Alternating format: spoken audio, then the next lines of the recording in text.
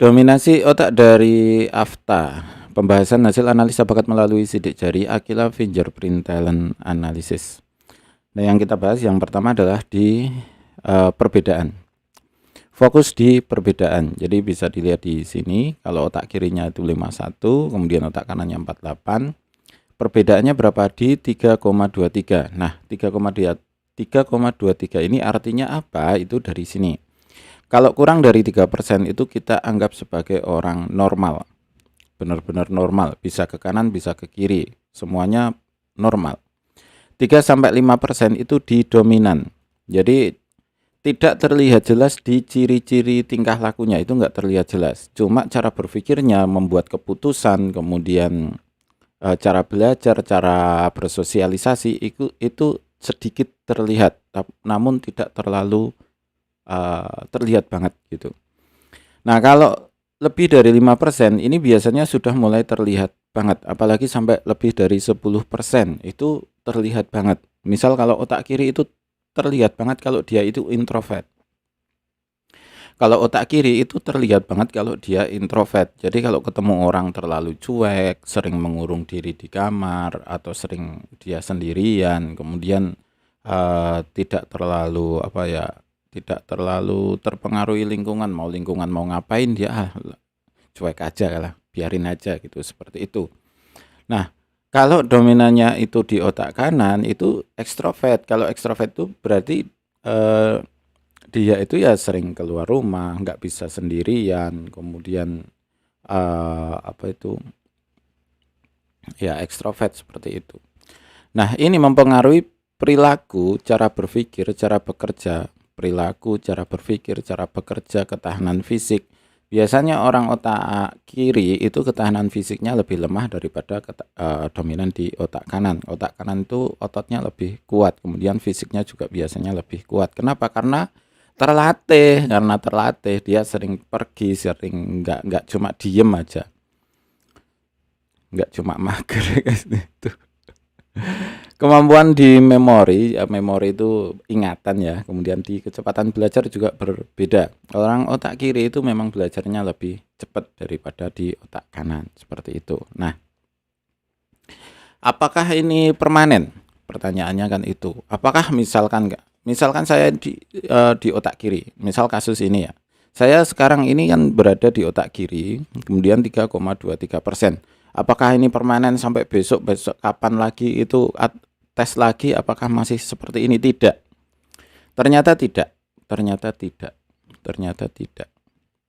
Jadi penelitian saya ini kan ini kan udah dari 2016 ya.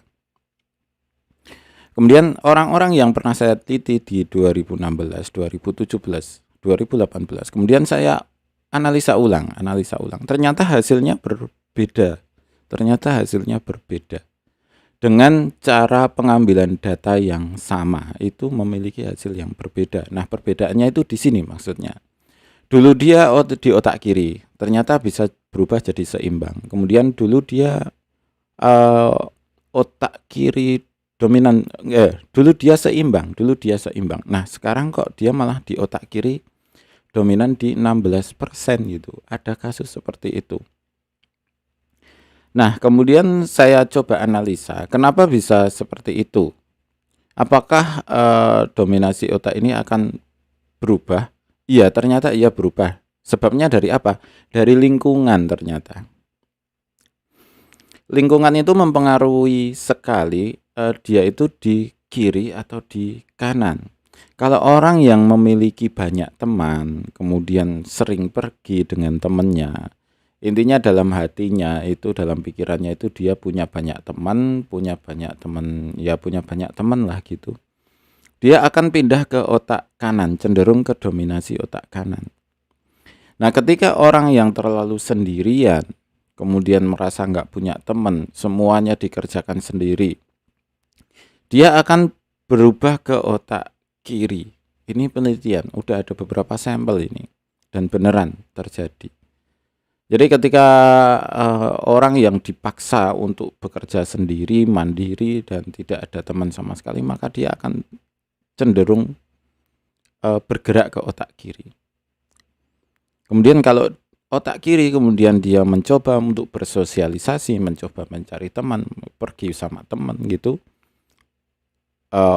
Teman itu bukan berarti harus teman dekat yang sefrekuensi, yang penting punya teman gitu aja, punya orang yang difikirkan di dalam, punya orang yang apa ya, ya teman lah kayak gitu. Intinya ya kayak gitu, maka dia akan pergi ke otak kanan. Jadi hasil dari dominasi otak ini bukanlah hasil akhir. Dan ternyata memang seperti itu. Ternyata bukan hasil akhir. Dan ternyata bisa dibentuk oleh lingkungannya. Nah, perubahannya itu berapa lama gitu kan? Perubahannya berapa lama? Kalau dari hasil penelitian awal ini belum penelitian akhir ya. Beberapa ada sampelnya itu belum terlalu banyak. Namun bisa diambil hipotesa sementara atau kesimpulan sementara itu sekitar di 2 tahun, 1 tahun, 2 tahun itu bisa berubah. Apakah bisa berubah dalam 2 bulan, 3 bulan? Kalau dari penelitian sekarang itu belum bisa. Belum tahu ya, nanti misalkan hasil penelitian selanjutnya bisa berubah dalam 1 bulan juga tahu juga, atau apakah bisa berubah dalam 1 jam juga nggak tahu juga. Jadi penelitian sekarang ini yang saya analisa pergerakannya itu di sekitar 1 tahun, 2 tahun sampai 5 tahun, 5 tahunan gitu. Saya coba kemarin itu analisa itu sekitar 5 tahun. Jadi orang yang pernah saya analisa 5 tahun lalu itu saya analisa kembali, ternyata masalahnya di sini. Jadi ada perubahan. Nah, kemudian saya tanya, kenapa kamu berubah di otak kiri? Tak tanya, kamu punya teman enggak? Enggak ternyata. Jadi orang otak kiri biasanya dia jadi introvert. Orang jadi introvert, orang jadi menutup diri itu karena benar-benar nggak punya teman sama sekali. Nggak punya teman sama sekali, satu pun gitu nggak punya teman. Nah, alasannya kenapa gitu? Ya nggak ada yang sefrekuensi, nggak ada yang sama pemikiran gitu loh. Nah, biasanya ini terjadi di orang-orang pinter dengan IQ lebih dari 130, biasanya nyari teman yang sefrekuensi akan kesusahan, akan kesulitan. Maka lebih baik dia mengerjakan semuanya sendiri. Nah, ketika dia mengerjakan semuanya sendiri, maka dia akan cenderung bergerak ke otak kiri. Dan ini sudah terbukti di beberapa sampel. Bukan hipotesa ya, ini sudah ke penelitian. Intinya adalah di dominasi otak ini tidaklah hasil permanen gitu aja. Jadi ini bukan hasil final yang permanen gitu. Jadi bisa dirubah aja. Jadi saya mau otak kiri, saya mau ke otak kanan, bisa aja. Bisa aja. Nah, iya. Ini udah nanti aja. Kelebihan di otak kanan, mengandalkan intuisi, lebih cepat menangkap gambaran keseluruhan situasi. Jadi memang otak kanan itu biasanya lebih cepat tanggap terhadap ini tujuannya apa atau ini kan gitu.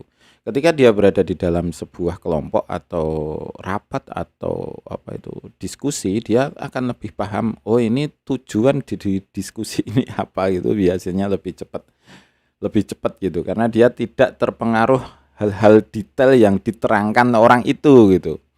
Jadi kalau ada orang yang sedang menerangkan sesuatu gitu, dia bisa mengambil gambaran itu lebih cepat, kemudian bisa mengambil kesimpulan lebih cepat, biasanya seperti itu.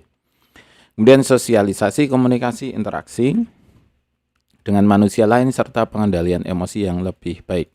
Yang dimaksud pengendalian emosi ini bukan berarti dia itu nggak marah-marah ya. Jadi orang yang bisa mengendalikan emosi adalah orang yang bisa marah dengan panjang. Orang yang bisa marah-marah dengan panjang itu malah orang yang bisa mengendalikan emosi. Jadi orang yang tidak bisa mengendalikan emosi itu malah diem kemudian ngamuk gitu aja, kalap gitu. Itu malah orang yang tidak bisa mengendalikan emosi. Jangan dipikirkan kalau orang yang pengendalian emosinya itu bagus, malah orang yang diem itu enggak mesti juga, maksudnya enggak mesti juga. Jadi biasanya orang diem itu ketika digambarin diem tahu-tahu ngamuk. Nah, itu beda. Itu enggak bisa mengendalikan emosi. Jadi orang yang mengendalikan emosi itu bisa marah, bisa ngomong apa, meluapkan apa kemarahannya, tapi dia tidak main tangan, tidak, masih bisa terkendali, bisa aman gitu ya. Orang yang diajak bicara pun ketika dia menyanggah gitu masih bisa tidak kalap. Jadi orang yang tidak bisa mengendalikan emosi itu ketika dia marah, dia sudah nggak bisa mendengarkan orang lain, sudah tidak bisa, jadi udah kalap gitu aja, udah hilang itu kesadarannya. Jadi bisa diterima ya. Jadi orang yang bisa mengendalikan emosi adalah orang yang ketika bisa marah selama berjam-jam. Bisa marahin orang maksudnya. Maksudnya seperti itu. Jadi ini mungkin berbeda dengan pengetahuan umum ya. Jadi maka perlu saya terangkan di sini. Kemampuan intuitif, kemampuan merasakan, kemampuan memadukan dan ekspresi tubuh seperti menyanyi, menari, melukis, aktris, segala jenis kegiatan kreatif lainnya. Jadi tapi di sini masih melihat bakatnya juga. Jadi apakah semua orang otak kanan itu langsung bisa menyanyi, semua orang otak kanan itu bisa menari, bisa melukis, bisa beraktor gitu ya, bisa jadi aktris itu apa ya namanya? Ya seperti itulah. Apa saya kok banyak kata-kata yang hilang di otak itu. Dan segala jenis kegiatan kreatif lainnya, maksudnya apakah ini langsung bisa? Enggak juga. Jadi tidak semua orang otak kanan itu bisa menari, tidak semua orang itu bisa melukis. Namun intinya orang otak kanan itu lebih bisa daripada orang otak kiri. Jadi ada bakat yang bisa mengarah ke sana, namun masih melihat hasil bakat kecerdasan majemuk dan bakat alaminya nanti ya di sesi-sesi selanjutnya. Nah, di sini kelemahan otak kanan. Masalah terbesar biasanya di sini, tidak detail oriented. Orang yang otak kanan itu nggak suka detail, Jadi kalau dia kemudian antisipasinya juga kurang besar, kurang detail. Jadi misal dia dapat pengetahuan itu nggak dicatat. Besok lupa, ya udah gitu aja. Kemudian kalau langsung aja ini. Karena tidak suka detail, maka pelajaran yang seperti matematika, fisika, kimia, sains gitu dia nggak suka. Sebenarnya karena dia nggak suka detail-detail aja. Kemudian dia tidak suka memaksa otaknya itu juga bekerja keras. Jadi intinya bukan karena dia itu nggak bisa berpikir ya, cuma males mikir. Ini masalah yang sering terjadi. Beberapa kasus yang saya temukan gitu ya, itu kan orang tua itu merasa kok ini anak